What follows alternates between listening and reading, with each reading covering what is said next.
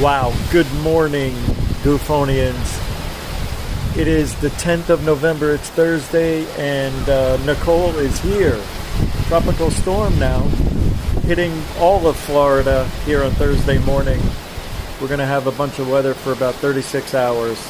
We had a tornado warning, or a watch, and now the winds have picked up and have been sustained at 25, hitting 40 every now and then. And when it hits 40 to 50, it's pretty insane, I must admit.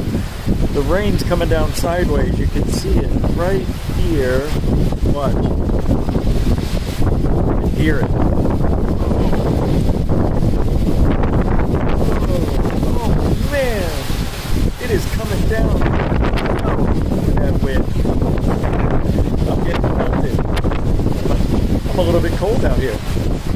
Goof on every night, 7 p.m. More updates throughout the day.